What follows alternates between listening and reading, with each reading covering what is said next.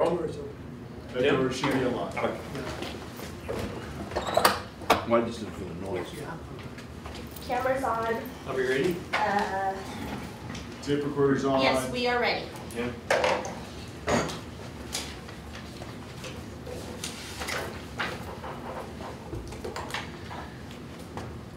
Good evening and good morning to some of us, Peter. Can you hear me, Peter? Good morning. Okay, I'm going to call the meeting to order March 30th, 2015. This is a special meeting, and I'd like to call roll call. Director Ianson? Here. Director Solano? Here. Director Bernstein? Present. Director Carpenter? I'm present by telephone conference from London. Thank you, and I'd like to note for the record that Director Crawley is not here, and we have a quorum. Okay, thank you. I'd like to do the pledge. I pledge allegiance to the flag of the United States of America and to the republic for which it stands, one nation, under God, indivisible, with liberty and justice for all. Thank you. Okay, we have public comment number 1. Is there anybody like to make public comment number 1? It appears not. Let's go to regular agenda. Item number 1 is consideration of letter to City of Medlow Park, M2 rezoning, Connect Medlow. And I'd like to make a motion that I have distributed ahead of time, that I move that the fire board send the following letter to each member of the Menlo Park City Council, and I've asked Michelle to provide you with a copy of the letter that I proposed, which is in fact based on the staff recommendations plus some modifications to eliminate options. Okay, Peter, we have made that attachment E for this meeting. Fine? Okay, and I'll second your motion. Discussion? Chuck? Well, I'm just open to discussion. Since I you're don't here. have any right now. You don't have any? Rex?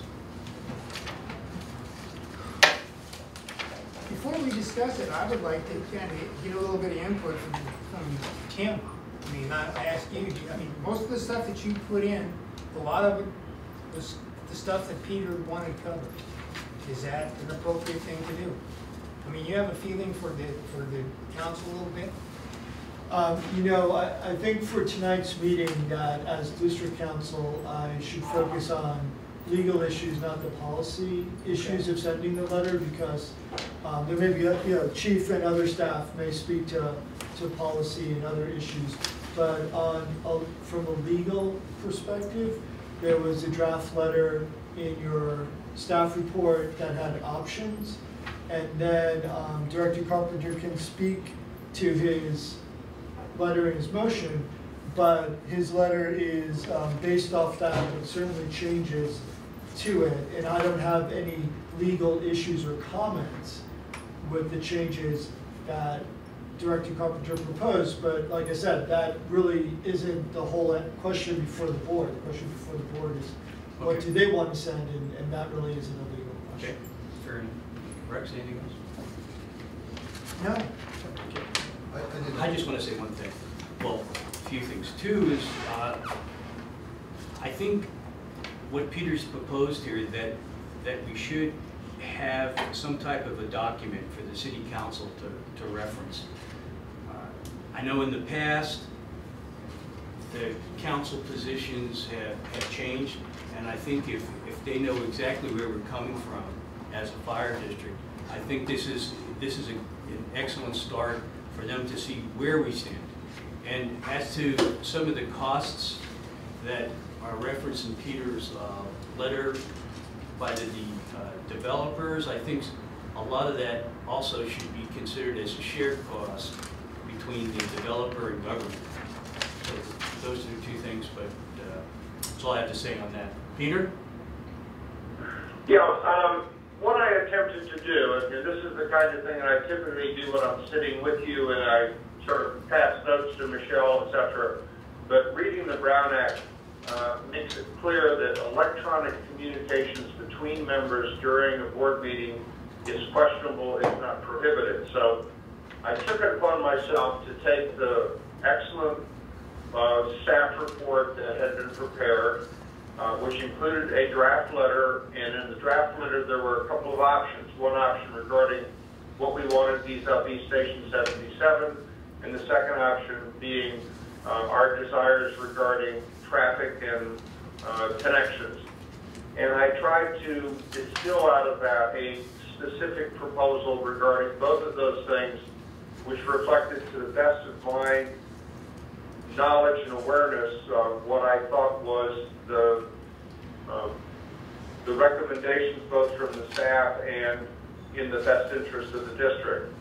And I would say that I have no, at this point, pride of authorship in this specific language, and if I have in some way stated things inappropriately or it could be stated more clearly, I would certainly welcome friendly amendments to the motion that I've made. Yes, Chief. And So I spoke with Director Corrali today, and her biggest thing that she shared with me is she wanted to make sure that it was a positive tone and that the letter be collaborative in nature. Tim and I were actually talking about that earlier this evening, about how we could accomplish that or how that can be accomplished. So those are just two things I know she was concerned about in terms of just the more of, not necessarily the specificity items, but more towards the tenor and tone and feeling of the letter from the, looking at it from the city council's perspective. thank you, Chief. Joe? I just have a question that I'm still trying to put together. I just don't quite understand. What is going to happen this week in Menlo Park that this letter addresses? Go ahead. Director Bernstein, tomorrow night, the City of Menlo Park City Council and Planning Commission are having a study session on the mix of uses. It's called the land use map, but it's really the mix of uses and access ways for the M2 rezoning, what they're calling M2 rezoning. That was attachment B, A, or B, M. Okay, that was the attachment to your staff report. And the study session is soliciting public comment on the proposed uses and density and intensity of uses on this map. For example, it shows the colors on this map are where things are going to be new or different. So the dark colors, so they show where new residential or new office or new life sciences would be. It shows where there may be increases in heights of buildings because they have, it's a little hard to read, but they have the stories specified, the number of stories that range from 4 to 6 in some places to 2 to 8 and 11 and so forth. They show some proposed new access ways, and they are looking for public input, and certainly the district would have the opportunity to provide input on that point. A study session is not an action item meeting. It's what it says. They're there to study it. And then we understood that it was going to go to council on either April 7th or the 21st for actual action, saying that we are fine with this level of development. Let's go forward and plan and study it over the next, and that'll probably take a year, do the secret review, do the fiscal analysis. Now, the one thing I think I should just call out while I'm talking is that we did get a correspondence from the city today, and attached to tomorrow night's staff report for this study session is a letter from the subcommittee of the city council, which are 2 of the council members who are representing the council on the study of the alternative. And that is what was sent around by Michelle to Peter by email, and then you were given a copy at tonight's meeting. And I don't want to read it, but basically it says that the subcommittee thinks there may be more time needed to solicit input on this proposal. And so, you know, they'll have the study session, but at least the subcommittee letter is now saying that from their perspective, they think they need more time. But maybe the short way to sum it up for you, Director, is that it is in an action item meeting, but our understanding was that soon thereafter, they were going to take action on this. But let me just push a little bit harder on the question. How does the letter address the map?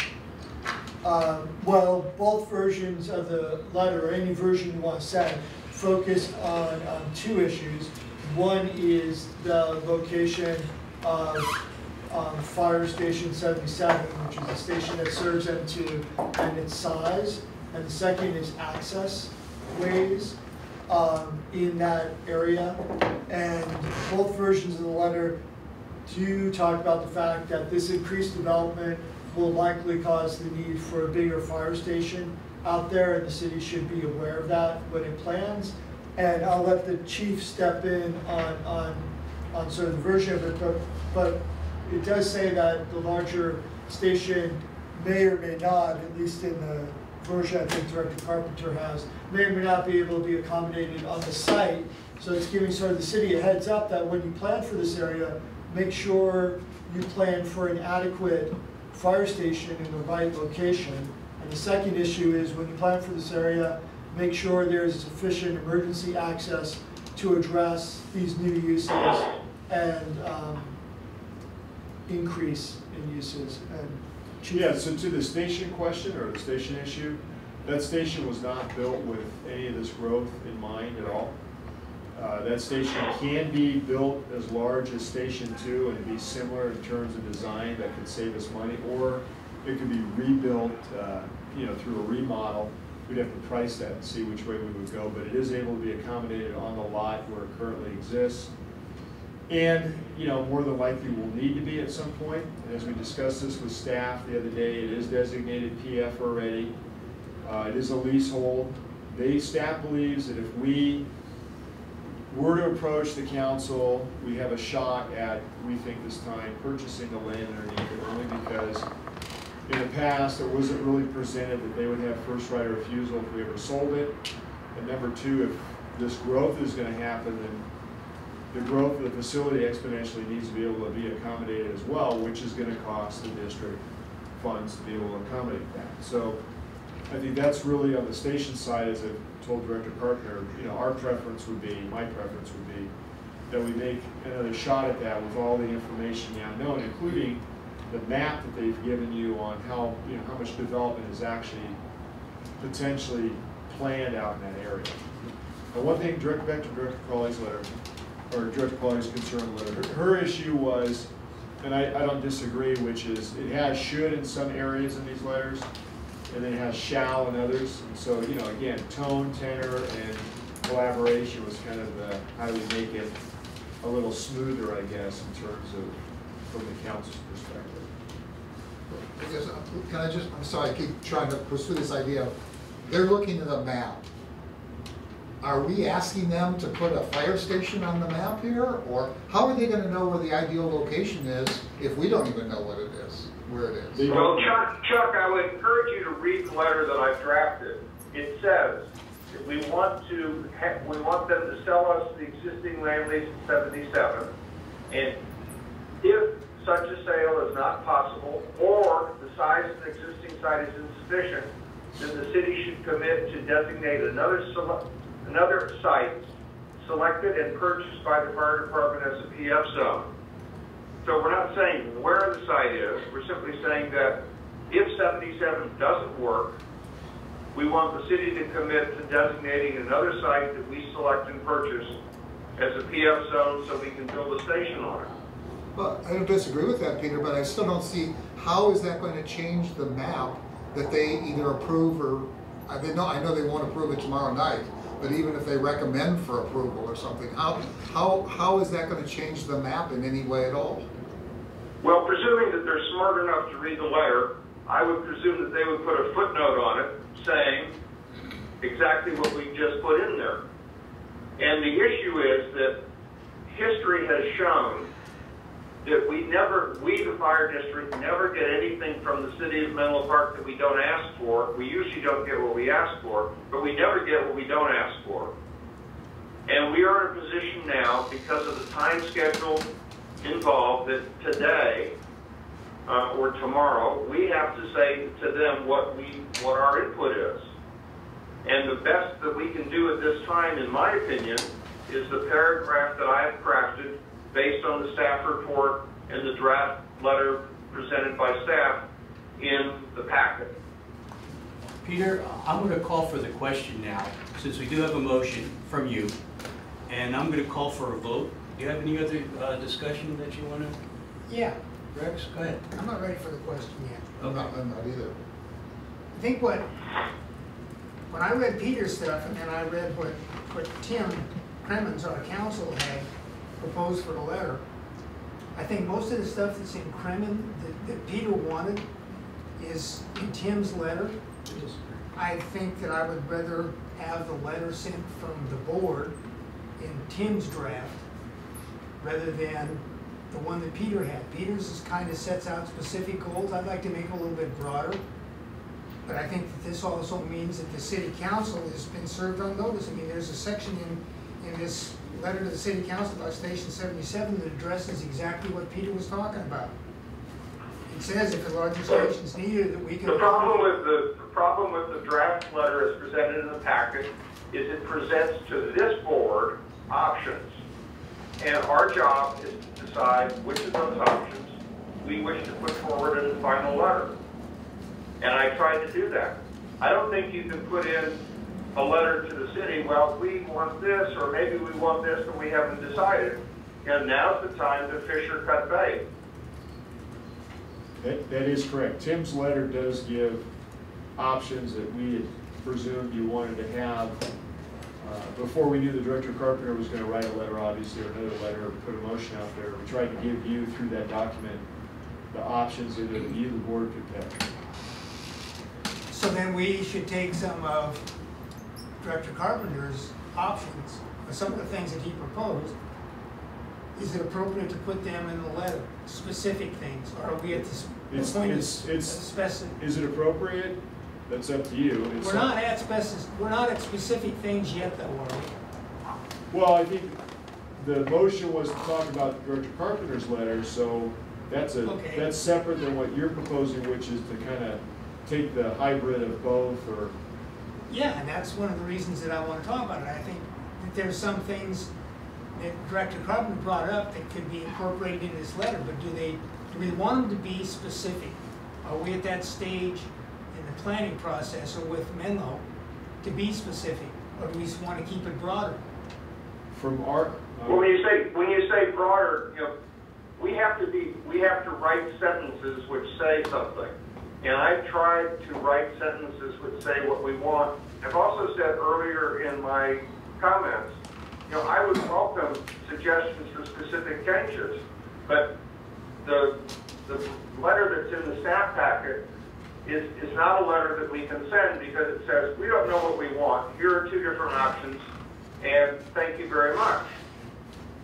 We have to, you know, our job as the board to choose from the options that have been presented in the staff report what we want to say. And I have tried to write a letter which reflects what I believe is in the best interest of the fire district. If there is a alternative that you want to ask for, you know, we can certainly discuss it. You know, do you want something different? With, you know, there's two sentences in here on the new fire station. Which of those two sentences would you change? There are about 8 sentences in here on response routes. Which of those sentences do you want to change?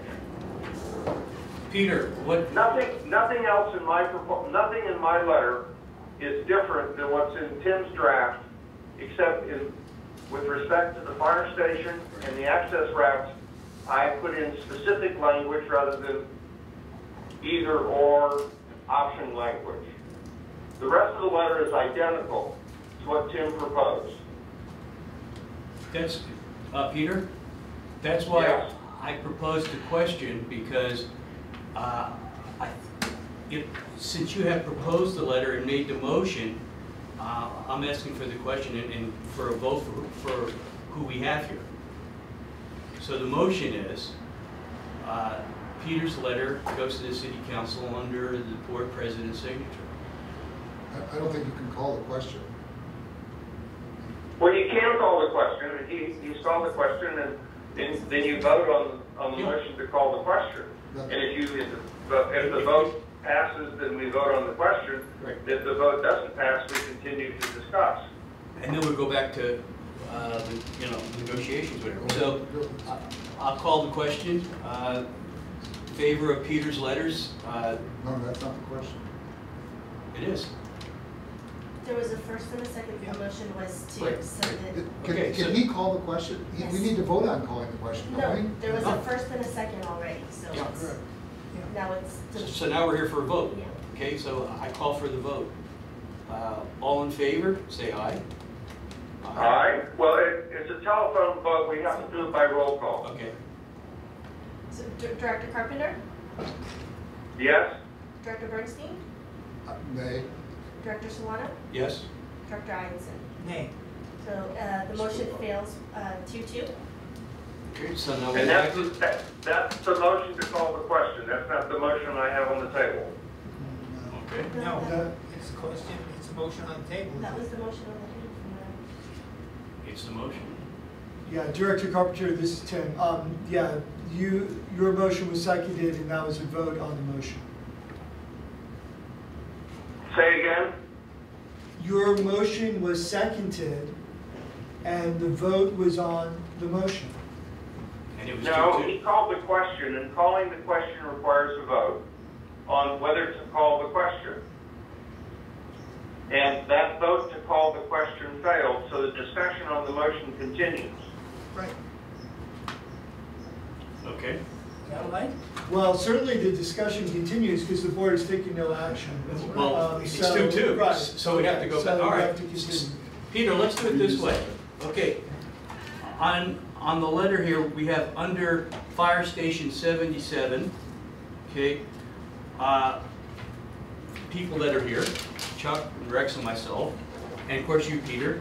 I agree with the wording here. Chuck, do you have any sample wording here? I'm sorry, I don't know where we are here. And maybe nobody's got the expertise and that's fine, but does anybody know what the parliamentary procedure is or what our district's procedure is for calling the question? Peter says it has to be voted on, Tim says it doesn't, and again, I know, Tim, you're not a parliamentarian necessarily, but where are we in this meeting? I'll address this is what happened. And I'll ask Michelle to jump in if she disagrees. Director Carpenter made a motion Wait a second. to send his letter. That was the motion that was seconded. by Director Solano. Right. And the vote, honestly. He wants to end debate then, and he No. calls the question. I think Peter's right, I think that requires a motion. And that's why I was confused myself. No, The chair doesn't have the prerogative to just stop debate in the middle of something. Well, that's why there's a vote on the issue of calling the question. And that's, in my opinion, the parliamentary procedure was when someone calls the question, you then decide whether to vote on the motion. And you decide, yes, we'll vote on the motion, or no, we won't vote on the motion. And if you decide, yes, you vote on the motion, then you go ahead and vote on the motion. If you decide, no, we're not prepared to vote on the motion, debate continues. I think Peter's correct, and honestly, and I know this may get into a back and forth, but regardless of the fact of, I think there was a motion and a second, the bottom line is there was a 2-2 vote. So there's been no action, deliberation continues. I mean, we can go back. Deliberation continues on the motion that's on the floor. Right, which is the item on the agenda. Which So is I the mean, we letter. could go back and forth about. Which is the letter. Well, right, but basically where you're at is you're discussing and debating the issue of what letter and the content of the letter to send to Maryland. That's why. let's be clear that Peter's motion, though, is still on the floor. To Yes. send his letter is still on the floor. Yes. I believe Peter is correct in this. But just make a ruling. I don't care if it's wrong, but just so we know what we're talking. My ruling would be that he needs to remake the motion after your deliberation. Not to. What was it? I didn't understand that. He said his ruling is that we voted on the motion and the motion is now off the floor. I now make the motion again and call upon Director Solano to second it. I second it. Okay, fine, it's back on the floor. Now, I would welcome somebody who says, hey, here's something specific about this letter you'd like to change. Well, Peter. You know, it's very interesting for Virginia to say we want it to be nicer, but there's no language. You know, we're here at the moment of truth, folks. And if people want to suggest changes, suggest changes. Well, Peter, that's why I have gone back to your letter, and I'm in section where it says Fire Station 77, and I'm asking for a discussion item just on that particular section for now, and then we'll go through the letter into each individual areas here and see how they want it changed, if they do want to change. I think that's fine. Okay, so I'm at Fire Station 77, that paragraph there. Is there any additional wording or any other wording or any soft words that need to be put in that particular section under where it says Fire Station 77 for that paragraph and under number 1? Can I make a comment? Okay, Joe. Well, look, I mean, you're constraining us to talk about this in a certain way, so I'm going to follow your lead, although I don't agree with it. Well, I would see, I would probably be in favor of voting for the letter if it stopped at the end of this paragraph, right here. So, which paragraph? I'm not there, I can't see what your point is. It's paragraph number 2 that has an underlined heading, Fire Station 77, which I think could be taken out. But I think the first 2 paragraphs put the city on notice, and I think the rest of the letter I would not send. So that's, and I would like to at some point say why, but if I can only talk about this paragraph, I would like to say that I can see ending the letter at the end of this paragraph. And I would argue that ignores the fact that what the city is doing is 2 things. They're doing a rezoning of M2, and in an action which I actually think is illegal, they are attempting to update their general plan by updating the transportation plan for the entire city of Menlo Park in this effort. And if we fail to address issues related to transportation on a citywide basis, they're going to say, wait a minute, folks, we did the transportation thing back in April of, or March 31st of 2015, and you have no comment. May I respond to Peter's comment? Sure. Or do I have to? Sure. Okay. Peter, I agree with your concerns, and I share your concerns. I have a problem with the wording in general that goes beyond this point. First, it's very specific, whether it's your version or Tim Kremen's version, it's very specific, and I think we are basing our conclusions on ignorance.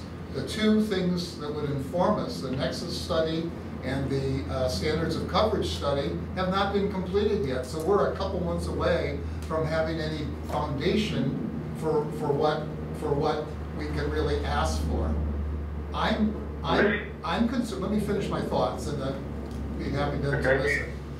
I would be happy. I mean, once we know what our real options are, and once we know what we really want, then I think we should ask for it. But right now, we're just asking for something because, as you said, you're concerned about Tim Kremen's letter because it's saying we don't know what we want, but that's exactly the truth. We don't know what we want. And we are concerned about the impact that this will have on our facilities and our response time. And I think we should say that. I think what's before the council immediately is just trying to draw a map so they can figure out what the EIR is going to do, and nothing more than that.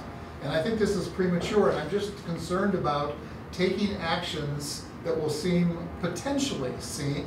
will be ridiculous 6 months from now. Maybe we want three stations over there. I know you're having trouble containing yourself, Peter, but let me finish. And we might want 3 stations over there. Who knows what we would want until we see the coverage. In the meantime, Okay. in the meantime, I think we risk antagonizing city council members and city staff who I believe are working with us right now. I don't quarrel with your rendition of history, but if we believe that history would repeat itself, we're wasting our time anyway. And just us writing a letter, I don't think is going to do anything. And if I were the city council, I would ignore the letter because it's making demands that the city council simply is not going to do. They're a sovereign city that is not going to listen to what we say. Or they're not going to take orders from us, let me say it that way. And I think this letter, and I think Tim's letter to some extent also make demands. I think the tone is not correct. I think we're rushing into it. I understand why you're afraid that the ship will sail, but I think if we do something foolish, we will regret it later. So that's all I need to say. Are you finished now? I am. Thank you. Okay, let me respond. First, given your feelings, I would certainly not vote for you for city council, but that's not the issue. With respect to the fight, you are, I think, you're obfuscating. You say, well, wait a minute, I'm prepared to accept the fire station language, but not the emergency response language. And then you say, well, maybe we need 3 stations rather than 1, and we don't know anything. What we do know, and I will defer to the chief on this, is the problems we already have with the transportation connections between east and west and north and south in the city of Menlo Park. And Reconnect Menlo, which is an intimate part of what they're doing, they made the decision to roll the city-wide transportation review into the M2 review. So don't just focus on the map, Chuck, it's only M2. That's only half of what they're doing. The other half of what they're doing is Connect Menlo, which is the transportation plan for the entire city. And we know, based on everyday experience, that the transportation system in the city of Menlo Park does not meet the current needs of the fire district. How many times does the chief have to tell you that we can't get down Willow Road? How many times do we have to look at the response times that we have going north and south? And it is a fiction to think that somehow this study that's going on now is going to provide us with some beautiful new wisdom. It's designed primarily to verify whether the locations of the stations are optimal. We already know that we've got huge problems with the transportation system, and that's all that is addressed in the emergency response route and access portion of this letter. Is, hey folks, we've got some serious problems here, and we believe they're going to get worse. Okay, Can I just respond? wait a second. Okay. Peter, my proposal was to go through the letter and see if there are any changes with the discussion of the board as to your original letter. And that's what I'm going to do now. Do you have a copy of the letter with you, Peter? I have a copy of the letter with me, yes. Okay. Under Fire Station 77 underlined, it talks in that paragraph in number 1. I'm sure you don't have any changes there since you prepared the letter. Rex, do you have any? And nor did I change what Tim said. Okay. All I changed was the next paragraph under new fire station.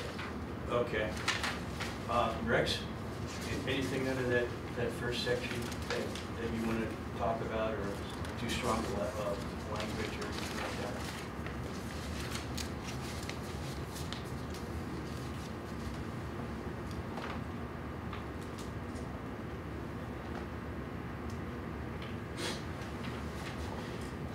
In the first letter, which is attachment C, I agree with everything.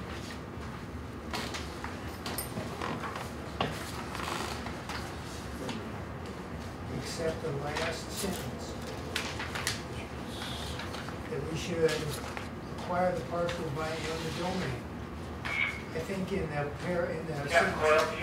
sentence above that, I think pretty much explains it in option B that there will be a designated PF parcel in the M2 area the size of the new Station 2 parcel at a location to be determined by the standards of coverage. I think we can eliminate the last sentence. Tim's got it. Yes, Tim? Thank you, President. Just, so everyone's looking at the same letter, I'm not sure, Director Amundson, March 26th? if there, You said attachment C. Attachment the C? one that came tonight. No, I'm looking at No, he's attachment looking at C. the attachment C that was, That's in the board packet. that's in our board Does package. he have that? He has No. I'm just trying to make sure, I'm not playing a legal role here, I'm just making sure you're all looking at the same document. We're looking at two different And, documents. yeah, Well, we're looking at two different documents, but I've been following Director Ianson's with attachment C. Peter, do you have attachment C? Probably someplace in my computer, but obviously I don't have a hard copy of it. But what I believe I did, and Tim can correct me, is that the only places I changed his letter were with respect to the language regarding the new fire station and the language regarding emergency response routes and access. He articulated in his letter a variety of options. I tried to write something specific. I do not believe, and you've got them both in front of you. I would have to, I'm looking at one screen now and I'd have to go look at another screen to look at Tim's letter. I don't think that the first paragraph, Fire Station 77, I don't think I changed that paragraph from what Tim proposed. Okay, and I agree with that. I agree with everything that's Fine. under Station 77, Okay. except for the last paragraph. But there's only one paragraph. Well, if you go look under option B, the last sentence under option B says the district should acquire the parcel via eminent domain using district funds.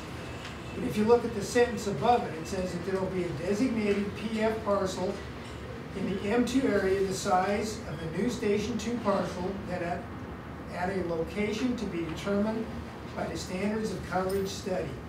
I think that pretty much covers it. I mean, if that's the case, we don't need to take anything by eminent domain.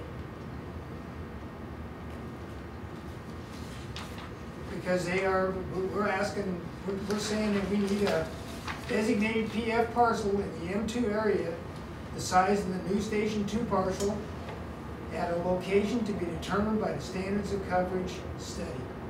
We had a discussion. Peter's letter doesn't address that. No. And the reason I did does. is because in the back and forth between myself and Tim and the chief, etc., the language that that I have chosen here tried to protect all the options. If you look at my second sentence, it's totally consistent with what was just said. You know, Which some second concern sentence, on- Peter? Which second there sentence?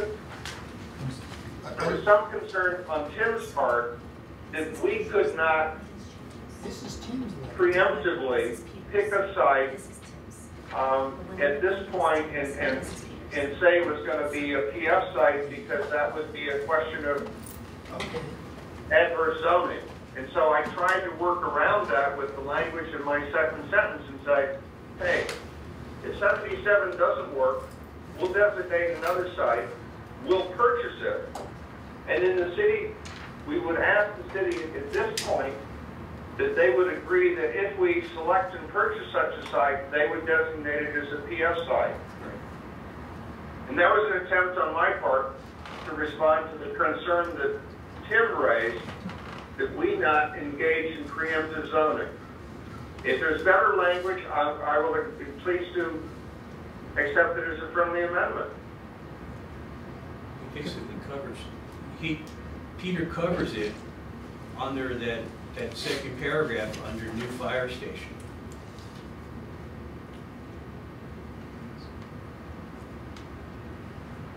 Yes, John? Peter, I'm curious why you're in a sense demanding that the city sell the property. That seems to have nothing to do with the map, the congestion, or anything else. And it strikes me as a little bit peevish on our part because they didn't agree to it before. We're gonna twist their arm now because we got them over a barrel or something. Why can't we serve them with a leasehold? Why can't we serve them with a leasehold? I would defer to the fire chief on that because I think that's his position. That's his recommendation to the board, but I would let him make that recommendation. Yeah, I don't think we're twisting their arm. I think we've discussed this issue even most recently with the mayor, who said that she would be open to being approached again, that there wasn't a map before of what was going on in M2. Right. So we've baked this thing further along to where I think now there's more knowns that there is a real impact, whereas before, we were dealing with Mayor Mueller, Rex was there for that, you know, the council at that time wasn't interested from a very different perspective, which was we want to hold on to land. You know, I think it looks different now because with all this development, something's going to need to happen here. And, you know, they don't want, I understand they don't want to do certain things, other things the district could do. I think they're trying to be more collaborative. And so they've actually entertained us coming back another time. But on number one specific, because I want to make sure Director Crawley's points to me were brought up. And I know Tim wrote this and we talked about tone. You know, there's a shall in there. I know that Director Crawley was having some issue with shall instead of should or could. She just thought saying shall to the city on any instance was maybe being a little too aggressive. Where are you referring? On Peter's number one, if you look on the fire station, it says shall. Yes, but it doesn't But say. that's Tim's number one. No, I understand. No, it's yours as well because the language carried over. So Yeah. Tim and I discussed this. And I would before. note that in the language that I've written, I've said the city will sell, and if the sale is not possible. So, you know, Chuck, I'm saying in this language, we want them to sell it to us, but if for some reason that's not possible, then we're going to have to do something else. And the fire chief, I think, has made clear that if the city doesn't sell us the land, investing more money in that land is not in the best interest of the fire district. And I agree. Well, the language actually says, and it's not very clear because it's obviously not a sentence, but it says, city to sell existing land.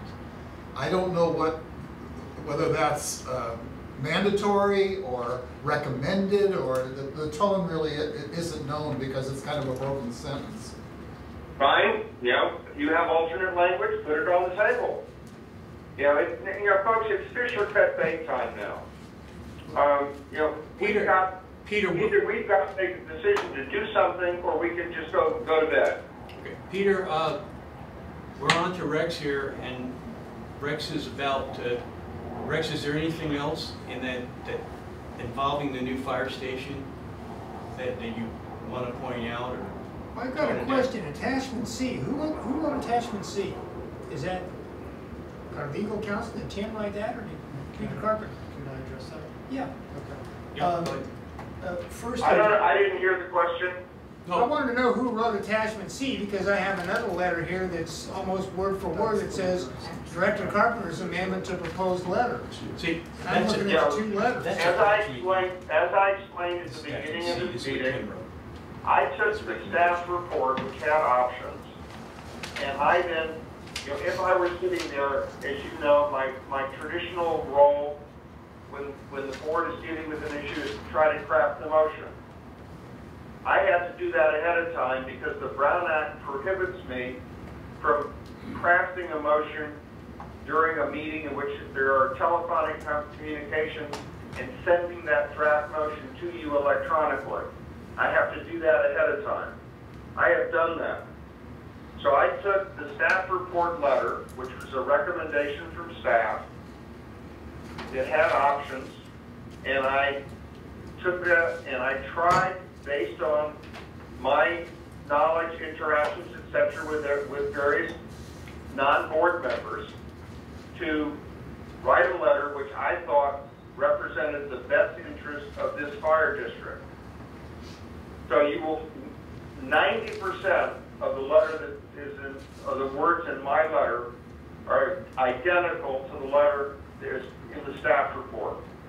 The only things that are different are where Tim proposed options on regarding Station 77 and options regarding access routes. Okay. And I tried to I got then it. move from options to specifics. That's C. No, this is E. E. All right. E. Go ahead, Tim. Can I just feel like I need to make one comment, which is district council's role at this point is to be a scribe. So the letter that's attachment C to the staff report was my attempt, based on the discussions at the March meeting, to craft something for the board to consider. It is a board letter. It is not a Kremen letter, as it's being referred to, I'm or sorry. a district council letter. No, I'm saying that for a point of clarification. I tried to scribe, and that's why it's options. I tried the best I could to come back with what I thought would be something that the board could consider as a launching off, as a discussion point. It is not a recommendation from our office for the content of the letter. That's why as options, the language throughout should reflect the board's voice, the board's direction. So I just felt like I need to be clear on that. It's your letter. It's your letter. Thank you, Tim. Okay. Rex? All right, that helps. So are you okay with everything up to emergency response routes and access? Is that all right with you? Yes. Okay. So- Chuck? Go ahead. We're trying to piece this together, Harold. Yeah. Chuck? Yeah, From Fire Station 77 down to the last phrase, a PF zone. Right. Is there any wording that you'd like to change Well, there's, or propose change? Which letter are you looking at? Attachment C, the E, this one right here, Okay, Peter's letter. Peter's letter. all right, so. Because that's the motion that's on the floor. Right, so when you start, I- you start looking at attachment E, where are you at in this? Right here. We are from this zone up, Okay, from here up. all right, This is what you, and then we'll start doing this. well, let's finish this other one first. Let's talk about what's from here to the new fire station. I'm comfortable with all of that. Okay. All right, can I go ahead then? Oh. Go ahead. Well, I just have one, so again, Director Crawley on number 1, where it says all new development in the M2 area shall be required. I know it's in Peter's letter, but Tim wrote it. We were talking about tone earlier. She had a concern about the shall versus a should or a could, because it sounded as if it was trying to tell them they're gonna do something.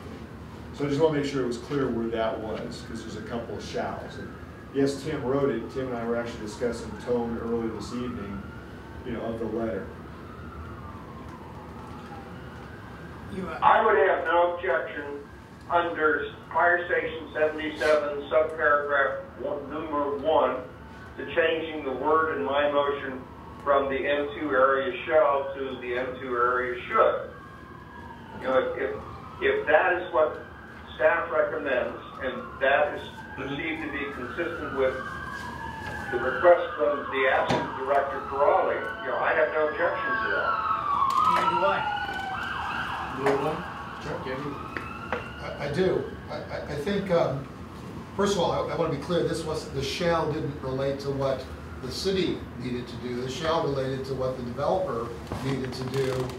So what we're asking the city to do is to demand that developers pay. Right. Even though we've been calling this very specific, it's really not very specific. Are they gonna pay 25 cents? Are they gonna pay the full cost? How much do they really have to pay? And again, I appreciate what Peter says about being firm about this. I agree. When we ask for something, we should ask for it clearly, and we should be absolutely clear about what we want. But this doesn't make it clear, because I think theoretically, this construct isn't going to be approved by the city council. I don't think it should be approved by the city council, because part of the impact that new development has is a population impact, because there's more people, there's more needs. And that's something that, in theory at least, is supposed to be handled by property taxes. what we've kind of talked about, again, we're not very clear about what we want, but that impact fees should really be the extraordinary costs. So if we got a ladder that'll reach 80 feet or 8 stories up, if there's a building that's got 11 stories, that requires a special piece of equipment. And the developer perhaps ought to pay for that, or if they don't want to, maybe they should only be 8 stories, and instead of being taller, the development's wider. I mean, that's, the developer is making decisions that are having a cost impact, an extraordinary cost impact on the district. And I think there could be disagreement about that, but I do agree that that's an impact. The fact that they serve more people, I don't think should be an impact. And in a sense, we've got conflicting language. Here it says that we should be collecting the cost of land acquisition from developers. Previously, we said, oh, that should be the cost from the district itself. The district should pay it at its own cost. So again, I don't think we're being very clear here, and it's because we're writing on the fly too fast. And I just think that we're going to be ridiculed for language that doesn't express what we really want. But Chuck, let me just take the words you used. On the fly, too fast. We did not schedule the meeting tomorrow of the city council. They did not tell us about the meeting when they met with our representatives as liaisons. Yeah. We were given a de facto, oh, by the way, we're moving ahead with this, and we weren't even asked to provide input. So this is what in legislative language is called a placeholder. This is an attempt on our part to say, these are the things we need and more details to follow. Your approach is, we have no idea what we want, we'll tell you later, and if in the meantime you do things that are inconsistent, well, that's our tough luck. And I'm not prepared to go that route.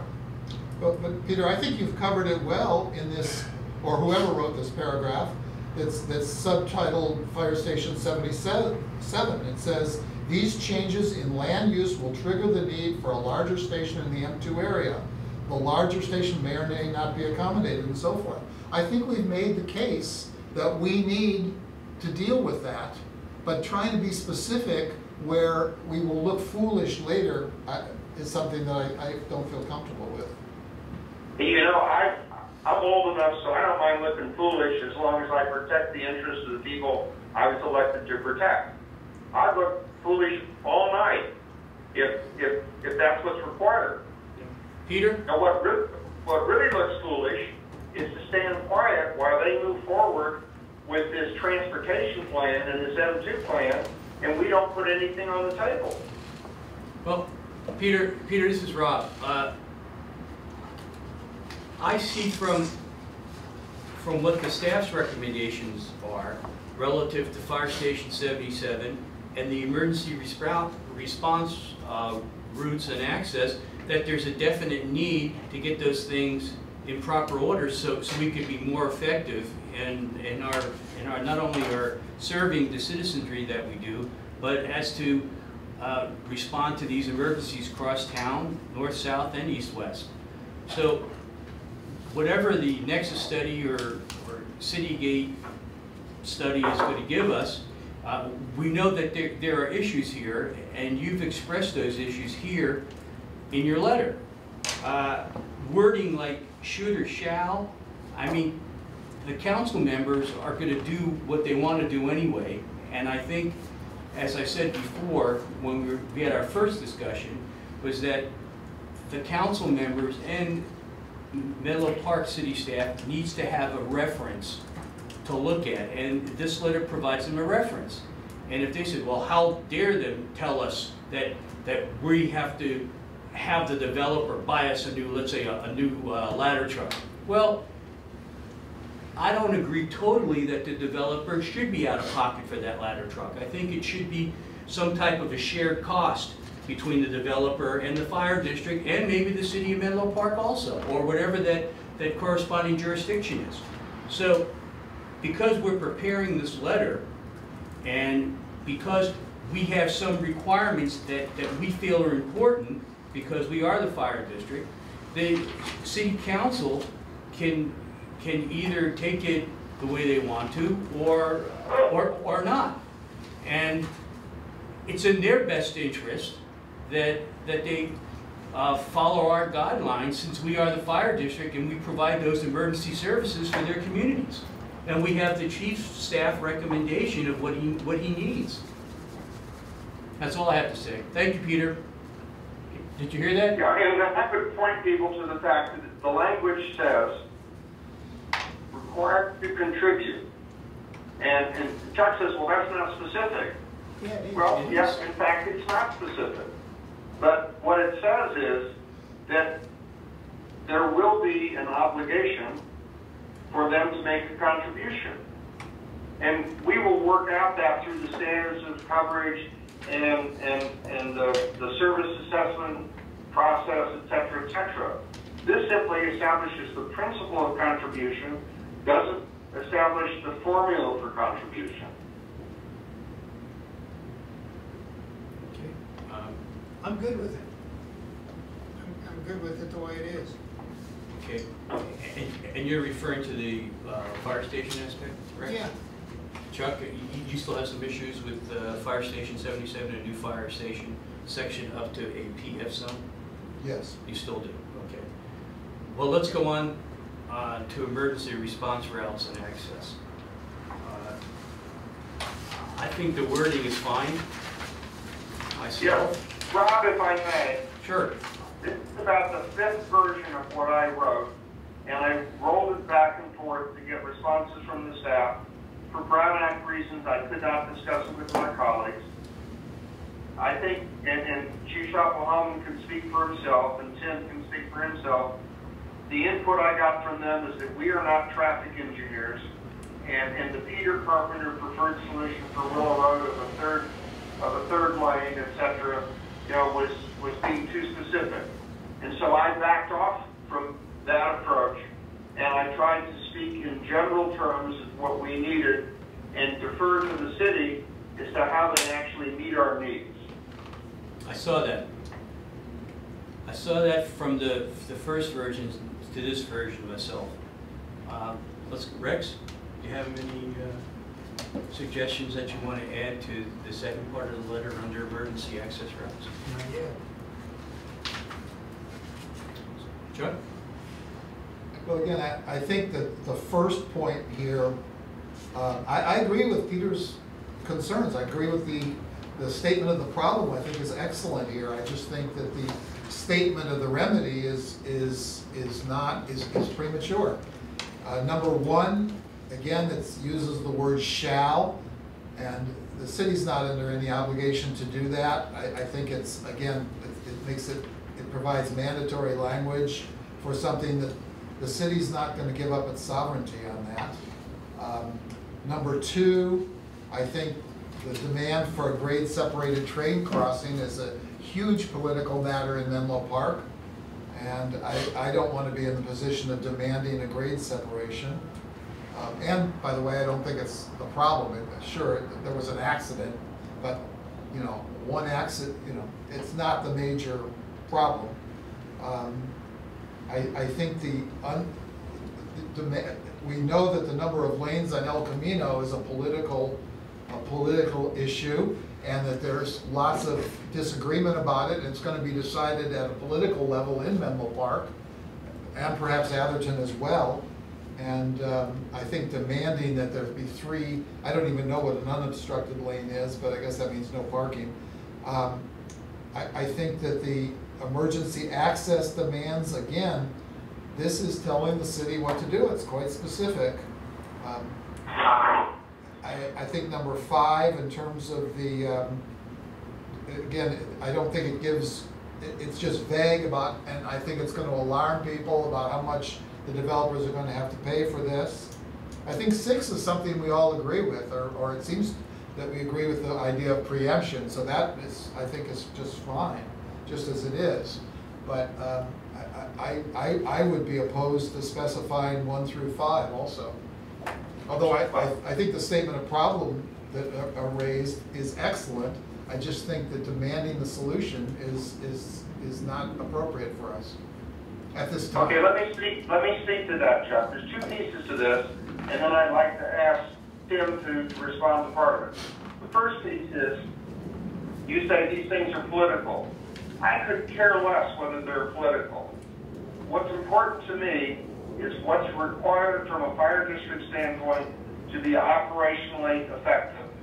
If it's politically difficult for the people who have to make the decision, that's their problem. And I was not elected to make those decisions. What I think we should be doing is saying this is what the fire district needs. Now, the issue I'd like Tim to help enlighten us on is that these people are doing something with respect to their general plan, and they are performing the role of what is called the lead agency. We are a responsible agency, and the views of a responsible agency have special impact when a lead agency makes decisions. And having said that, I think it'd be better for Tim to explain how that operates, because he could do it much better than I could. The terms Peter is using on a lead agency versus responsible agency are used in the CEQA process, which is the environmental review process. And as the letter states, and as the city said, that isn't happening at this time. What they're doing is identifying the plan they're going to study under that process. So before you do environmental review, you need to identify what you're going to do the environmental review of, the project or the plan. And so that is what they're doing here. And so I'm not sure, given the focus of the map that we're talking about, how lead and responsible agency comes into play for this issue as opposed to environmental review or analysis down the road.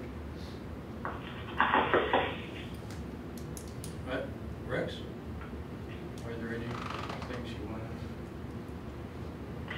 to? On access, on item number 2, when it says provide a grade separation between the train, I don't care whether it's a grade separation. I mean, they just need to make sure that our response routes through there are accessible. However they do it, that's up to them how they do it. I don't care. I'm like Peter, I just care about, do we have access to get across the tracks when we need to? Okay. Maybe under number 1, where it talks city shall work, maybe we should, instead of using the word shall, maybe should. I'm in favor. Is that okay with that? I'm shall too. Chuck? What numbers do you agree with, if any? I know you agree with 6, which is what you said, correct? Is the last paragraph all right, Chuck? Yeah, and I wanted to correct, when I said I would approve sending the first 2 paragraphs and the last paragraph. First 2 and the last. So I just think it's the specifics that are problematic for me. And will, Okay. I think it will annoy and anger city council members with whom we have to work and who we're going to be dependent on to pass our impact fees. And I think if we annoy them now, we're going to run into a problem later when we need their support. Okay.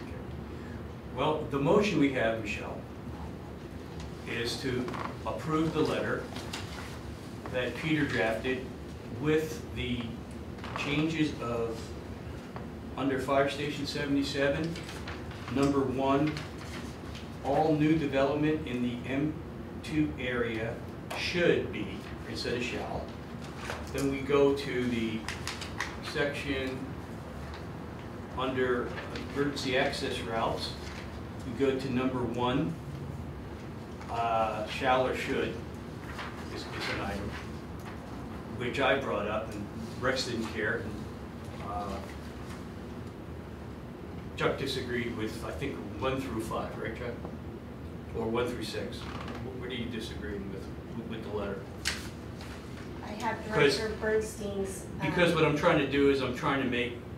Yep, I understand. Right, I'm trying to, either we're going to do the changes that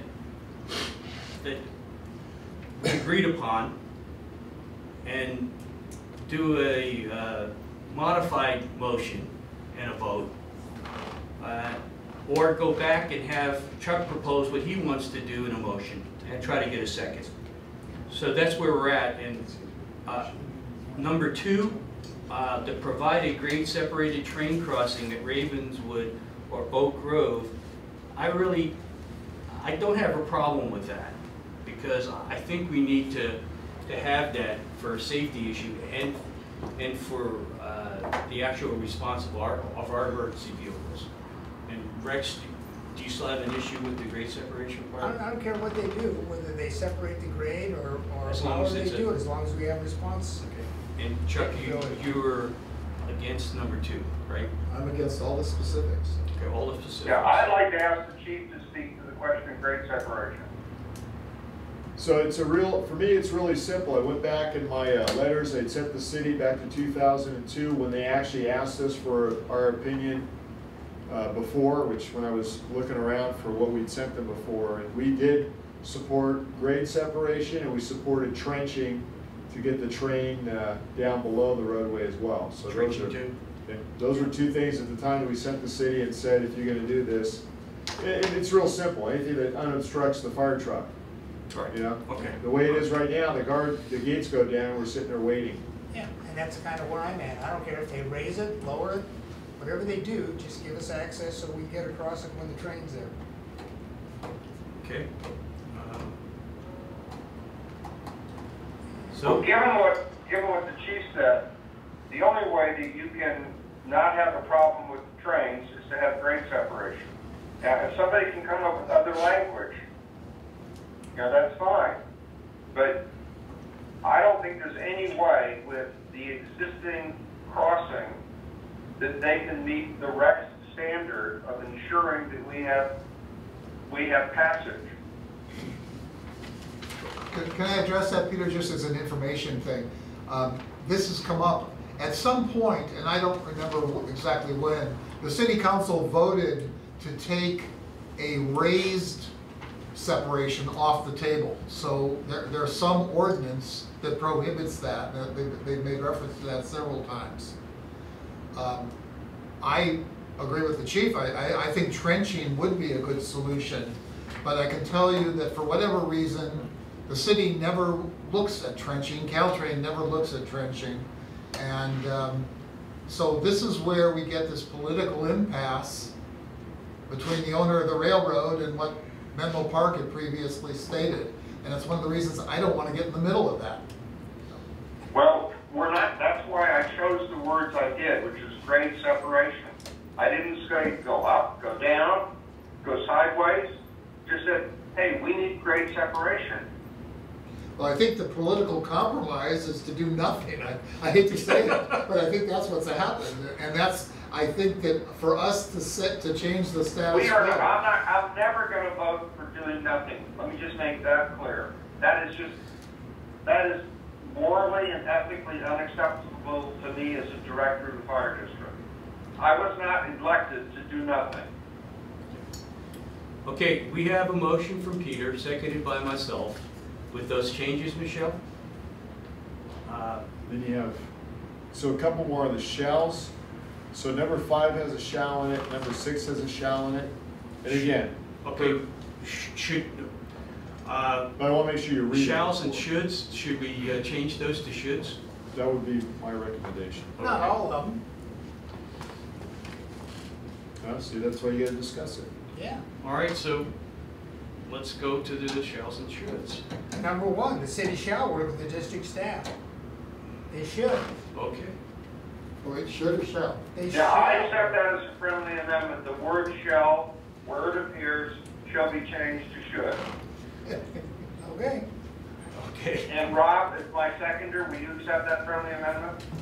I would, and we have some other shalls too here that I want to be sure we're clear with. All new development in the M2 area should be required to contribute. As we did in that first section, I can live with should. Yes. kind of number 1, we changed shall to should, and Director Crowley kind of wants us to tone this down a little bit also, so we'll do that. And are there any others? The cost of new presentive devices shall be paid by the new development, should be paid. Is that okay, Rex? Yeah. Well, Chuck doesn't even want it. And then I have one more from me, the fire chief, Yes. which is one? not a should or a shall, just a fact. Which one? On number 3, it says, in the north-south direction, 3 unobstructed lanes in each direction on El Camino Real. This was supposed to go to the planning commission last week.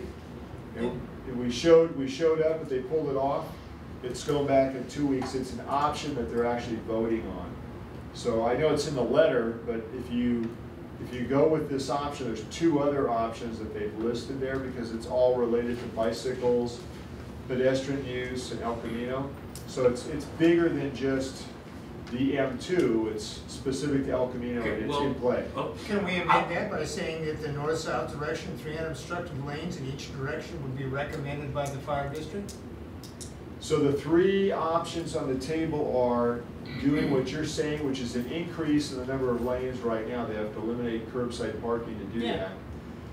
that, which is the most unfavored one. Then the next one is go to what it has now, but with, I think it's either a travel lane or at least a bicycle lane without, with only markings. And the third option is bicycle lane, 2 lanes each direction, but with a curb separator. Well, Chief, what is your recommendation? Well, obviously, what I would go with is either the 3 lanes, which they'll never do, or the other bicycle option, the number 2 option they have, which is lanes that people could pull into, which are only not a curb protected lane. In other words, their number 3 is not a fit for us in that plan. So Ideally, for us, it'd be 3 lanes each direction. So Ideally 3, that's what we but- recommend. That doesn't mean that's what we'll get. Right. You probably won't get it. So the number 3 would be your recommendation as written? So 3 lanes, not the number 3 from the planning commission, No, or but the what one. we have here in our letter. Yeah, so what we have in the letter would be, yes, this, and then the other one, I would say, the option 2 that they used from the planning commission. So it's either in that letter, it's either option 1 or option 2 from the planning commission is what deals well with what we need. I'm trying to get, so, Chief, as 3 is written, is that your recommendation? 3 as written will create a problem with the planning commission's options that are gonna be out there in 2 weeks. But, again, we're not saying, what do you want? We're saying what we want. True, that's very true. Right, so it may be some type of negotiable plan that they have in-house, but what I'm asking you, Chief, is number 3 written, is that your top recommendation? Is that the ideal way to do it? Yes. Yes, okay, well, that's fine with me. Peter? Yeah, and I've gone through the whole planning commission, the whole El Camino That's your Real argument, thing, the 3? and I've Okay. talked to 2 of the city council members. It is not at all clear that they are not going to move to 3 lanes. Right. It may be difficult, but, imagine that we were just a department within the city, and the city said to us, "Dear fire department, what would you like? What do you need, etc. This is what we like, this is what we need." They have other issues that they're going to have to decide regarding El Camino. But our need is very clear. We need access. And option 2 and 3, as described in the Menlo Park El Camino study, really impede our access because it essentially reduces El Camino to 2 lanes in both directions, both options 2 and option 3. That's correct. So, And just know that if we had similar language that we had for Willow, which I know wasn't specific to the 3rd lane, but that would also work in there and kind of give us some flexibility, but certainly it's the board's call. Because El Camino has a center divider island that creates most of the problems that we're dealing with here. You can't go over it. Well, that's Exactly. it. Well, you wish you could, but you can't. Right. That's why, with the wording, provide priority access for emergency vehicles on Willow Road, east of Middlefield and That's a consistent. that's a theme. consistent, right, exactly. So, okay, those are the change. Michelle, do you have all the changes Can I make there? a comment about that? Let me just click, because we have a motion in a second. So,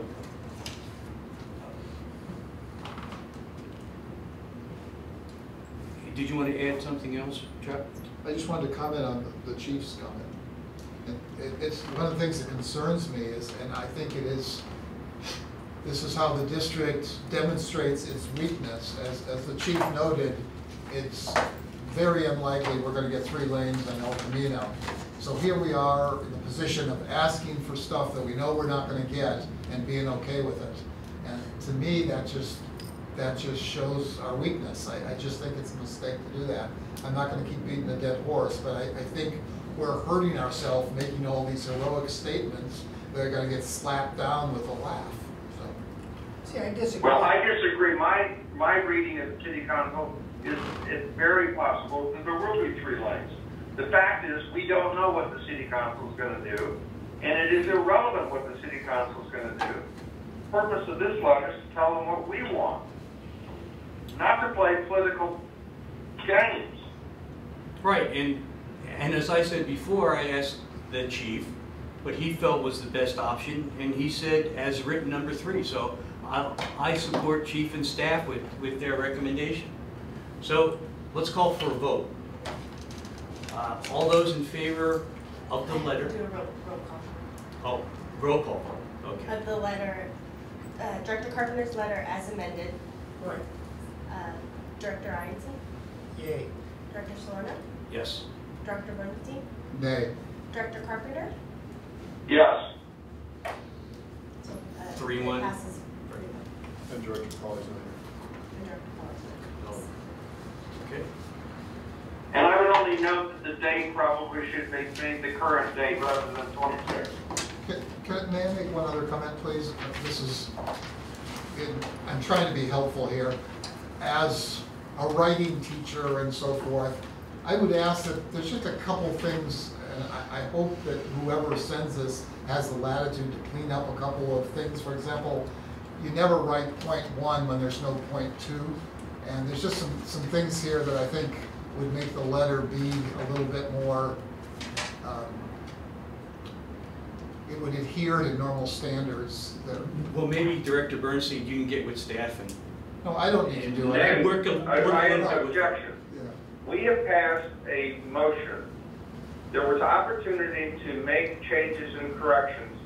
If we now say somebody offline has the latitude to change the action of the fire board, I think that is not legal or correct. We have a past motion which says this is the letter we want to send. We've changed language in the letter. You know, I would not support allowing anybody to now rework this thing. Okay. All right. Okay, we're now to public comment number 2. Is there any public comment number 2 out there? There's no public. There's no in the public. public, Okay. yeah, go on. I move to adjourn the meeting. Good night, everybody. Good morning.